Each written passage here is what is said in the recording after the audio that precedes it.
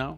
So every year, if rainfall increases, the only way you can increase the rainfall is to have substantial vegetation, particularly in the catchment areas. How do you square that? Here you are trying to convince the nation it's important to plant trees on riverbeds.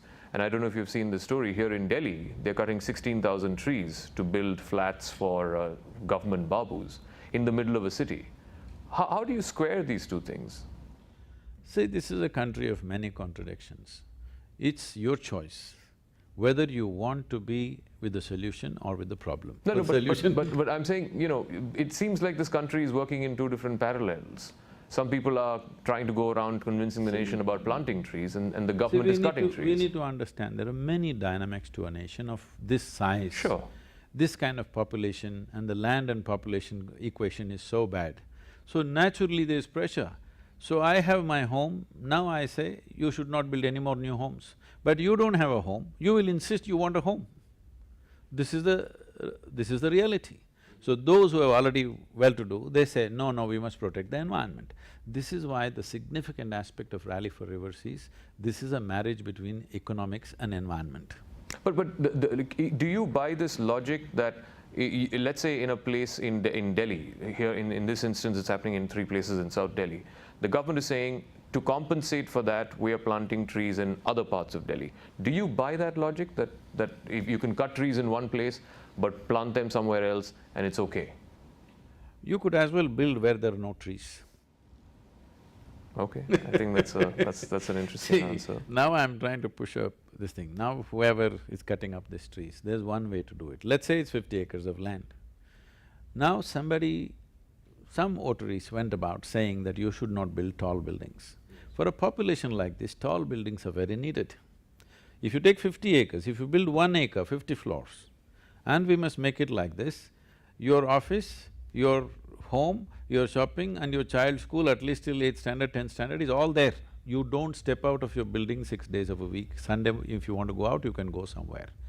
And this can be completely ecologically friendly. These 49 acres, you have forest developed, you have a wonderful place for your children to grow up, your air quality will be good, and you can make it zero garbage thing, you know. Everything, power can be generated there, no garbage goes out, it is complete. Right now you see, those who live here work there. Yeah. Those who live there work here. What is the point? Both sides of the street, the traffic is busy, what does it mean? Those who live here work there, those who live there work here. What is the point? Yeah, particularly in a city like Delhi. I mean, people living in Delhi work in Gurgaon, people living in Gurgaon work in Delhi and what's the point? So why don't people live, and at least the new developments, you live and work in the same place? Then all this traffic can be taken off. Do you think people who are in positions of power, positions of authority, people who make policy are sensitized enough? Here in Delhi, pollution is a huge problem. I'm sure you must have faced it too. I mean, is that even top of the agenda for our policymakers? Right now it is. The kind of response we're getting for Rally for Rivers from the government and the way they're trying to push it with the state governments, because this is a concurrent subject, they can't do it by themselves. They're pushing it to all the state governments. We have signed MOUs with 7 different states. So, it is definitely on the top of their mind right now. But it's still polluted. What you mess up in 25, 30 years won't get fixed in a year or two. Sure enough, I mean… And the population is growing, economy is growing, that means everybody will consume more, everybody will throw out more waste, all these things are there. But for your Yamuna, at least they've sanctioned a budget, 300 meters on either side, they're going to plant trees all along the way. I'll believe it when I see it. No. Because the Yamuna right now is looking not like the Yamuna budget 20 years ago. But I want you to understand, if the sewage water doesn't go into Yamuna, there'll be no Yamuna most probably. There's hardly 10% water is there, rest is all sewage. But pollution as a problem, water pollution I'm talking about, air pollution is a different matter. Water pollution as a situation, we can fix it in a matter of 2 years if there's a determined policy, which they are doing with Ganga right now. Okay. It is from that confidence you hear the minister saying, 70% of the pollution I will fix in a year's time. Do you believe the Ganga has actually been cleaned up in the last 4 years? See, you don't have to clean a river, you just have to treat the sewage. Till now, our policy has been, municipalities or corporations will set up the treatment plants and the polluting industries themselves will set up the treatment plant. Okay. This is not the way. This is what we recommended and they're taking that seriously now. Polluting industries must not be treating the water. Treatment industry must be completely different. So if you have a polluting industry and I have a treatment plant, will I let you throw your sewage into the river? Because it's my business. I won't let it happen. That is the position they've taken. So they're confident in a year's time, 70% of the sewage will be controlled.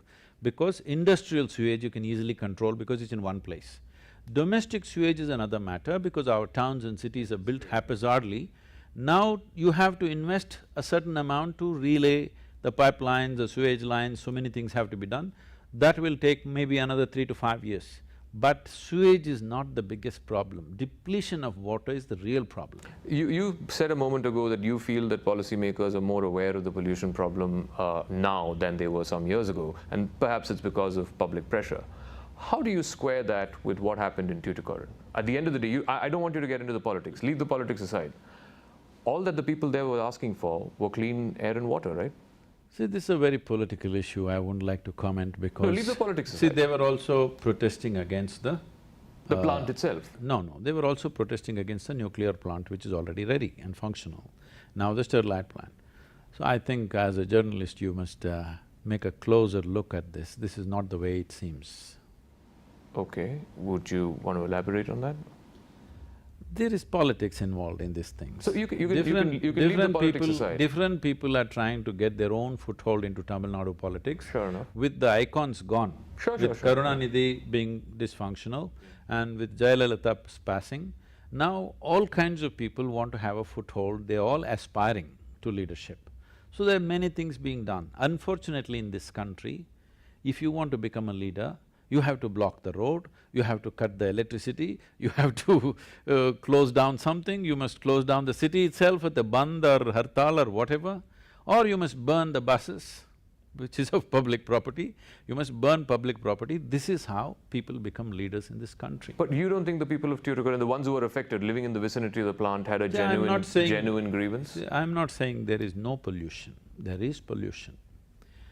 But there are ways to handle pollution rather than burning down a plant.